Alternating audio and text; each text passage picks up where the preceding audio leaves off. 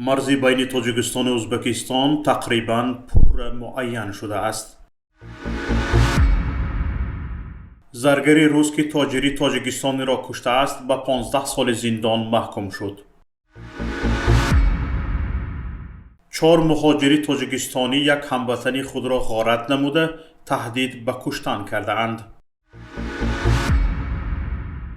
اعلام آمادگی جو بایدن برای گفتگو با ولادیمیر پوتین.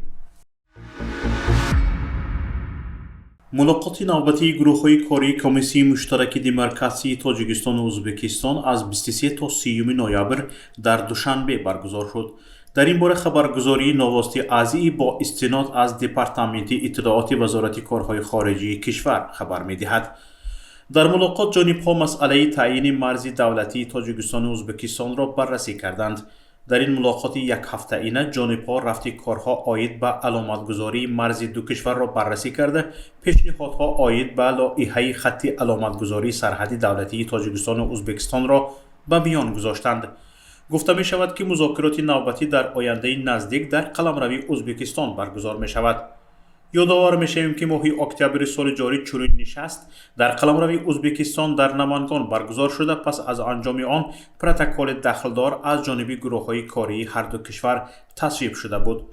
عارف خواجه‌زاده رئیس کمیته دولتی اداره زمینی تاجیکستان پیش از این گفته بود که از 1026 کیلومتر مرز مشترک با ازبکستان علاقه 1319 کیلومتری آن پر معین شده است. همگی 7 کیلومتر معین نشده مانده است و خلاص.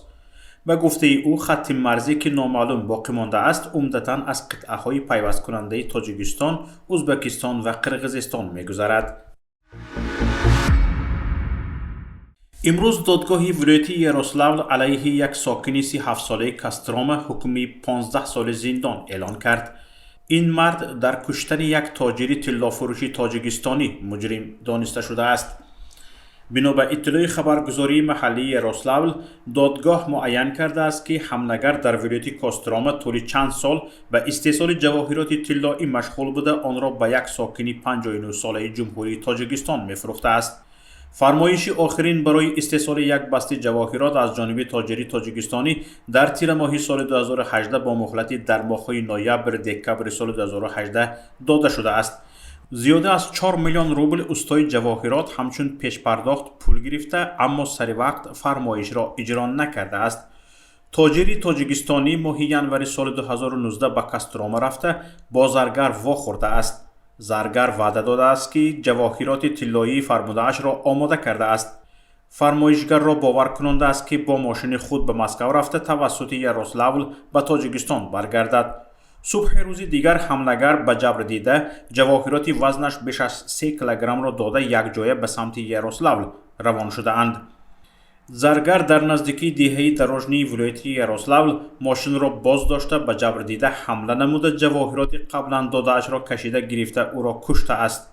جسد جبر دیده تنها در ماه می سال 2019 هنگام کارهای گیاه‌دزدی در یک جنگل در نزدیکی شاهراه کاستروما یاروسلاول پیدا شده است. در خبر از زرگر و تاجری تاجیکستانی نام برده نمی شود. تنها گفته شده است که زرگر امروز 2 دکبر سال 2022 به مهلت 15 سال زندان برای ادای جزا در کلانه اصلاحی نظامش وزنین محکوم شد.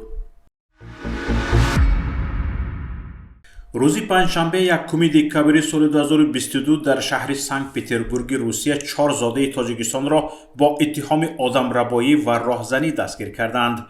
به اطلاع خدمات مطبوعات ریاست تفتیشات سنت پترزبورگ به ضد آنها پرونده جنایتی شده‌اند و در حال بررسی قرار دارد. گمانبر شوندگان روز 24 اکتبر سال 2022 در یک توقفگاه ماشین در خیابان دونای به یک هموطن خود حمله کرده او را با زوری به ماشین تمغه رنو شنانیدند.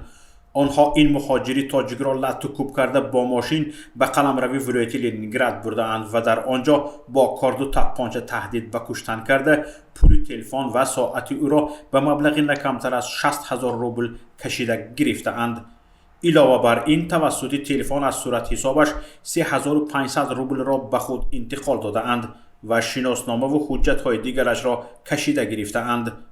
همچنین از وی طلب کردند که اگر به آنها 6 میلیون روبل ندهد درباره اش معلوماتی بدنام کننده پهن خواهند کرد.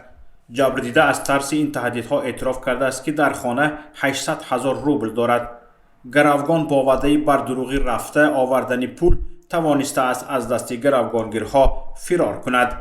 ریاست تفتیشات میگوید در جریان کافتکاب دلیل‌هایی برای تفتیش این پرونده جنایتی مهم یافت و مصادره کرده شده اند.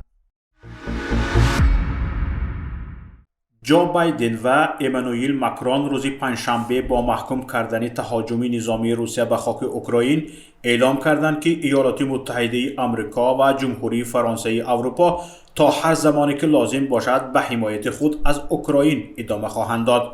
امانوئل ماکرون رئیس جمهوری فرانسه که به ایالات متحده آمریکا سفر کرده است روز پنجشنبه در کنفرانس خبری مشترک با همتای آمریکایی خود اطمینان داد که هرگز اوکراینی‌ها را به پذیرش مصالحه‌ای که برای آنها غیر قابل قبول است وادار نمی‌کند، چرا که چنین مصالحه‌ای با روسیه منجر به صلح پایدار نخواهد شد.